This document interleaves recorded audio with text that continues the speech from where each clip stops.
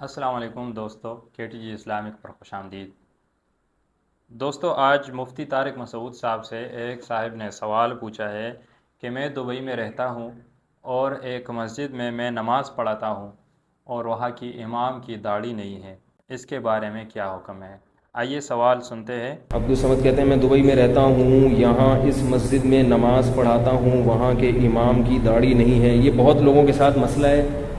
عربوں میں داڑھیوں کا ریشو بہت ہی کم ہے۔ جتنے میری داڑھی کے بال ہیں نا، اتنے سعودی عرب میں کل امام ہیں جن کی داڑھی ہیں۔ دوستو، مفتی طارق مسعود صاحب کی ویڈیوز میں کوئی نہ کوئی ایک فنی پوائنٹ ضرور ہوتا ہے جس کی وجہ سے مفتی صاحب کو زیادہ لوگ پسند بھی کرتے ہیں اور ان کی بات سمجھ میں بھی آسانی سے آ سکتی ہے۔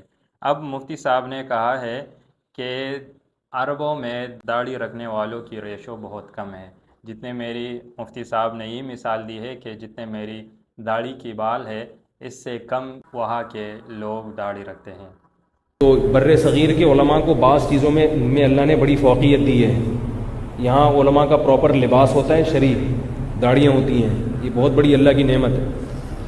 میں سعودی عرب میں مسجد حرام میں ایک درس سننے گیا، ایک وہاں کے کوئی عالم تھے۔ اب مفتی صاحب اپنا ایک واقعہ بتا رہا ہے کہ ایک دفعہ میں مسجد حرام میں گیا، درس سننے کے لیے میں گیا، وہاں ایک مولوی صاحب تھے، فقہ پڑھا رہے تھے۔ پتہ چلا جو درس دے رہے ہیں مسجد حرام میں بالکل بیت اللہ کے سامنے بیٹھ کر، ان کی داڑھی غائب۔ مفتی طارق مسعود صاحب جس کی درس سننے کے لیے گئے تھے، اس کی داڑھی بھی نہیں تھی، اور جو مدرسوں کے طلبہ بیٹھے ہوئے تھے وہ بھی آدھے بغیر داڑھی کے۔ اور جو طلبہ ان کے لیے ان کے سامنے بیٹھے تھے، آدھوں کی داڑھی اس میں بھی نہیں تھی۔ طلبہ کے چہرے پہ نور ہی نہیں۔ داڑھی تو نشان اس چیز کی ہے کہ آدمی کے چہرے پر نور آ جاتا ہے داڑھی کی وجہ سے۔ اب آپ ہمارے مدارس جاؤ تو طلبہ کے چہرے پہ نور نظر آتا ہے نا داڑھیوں کا ایک۔ تو اس لیے ہر چیز میں عربوں سے متاثر مت ہوا کریں۔ میں یہ نہیں کہہ رہا کہ وہ ہر چیز میں ہم سے خراب ہیں، بہت ساری خوبیاں ان میں ایسی ہیں جو ہم لوگوں میں نہیں ہیں، لیکن یہ جو اسلام کے شاعر ہیں، یہ بڑی بڑی چیزیں ہیں۔ داڑھی تو اسلام کے شاعر میں سے ہے، عالمی کی داڑھی نہیں ہوگی پھر کس کی ہوگی؟ تو بغیر داڑھی کے دبئی میں اور شارجہ میں ان جگہوں پر امام ہیں، یہ بہت بڑی بدعت ہے۔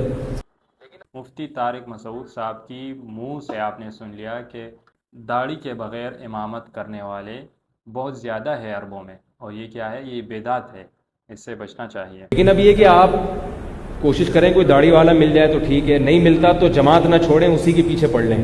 لیکن پھر بھی یہاں جماعت کی ایک اہمیت بتائی گئی کہ اگر داڑھی والا ملا تو بہتر ہے، اس کو امام بنا دیا جائے، اگر نہ ملا تو بھی بغیر داڑھی والا آگے ہو سکتا ہے، لیکن جماعت آپ نے چھوڑنی نہیں ہے۔ جماعت چھوڑنا صحیح نہیں، جائز نہیں۔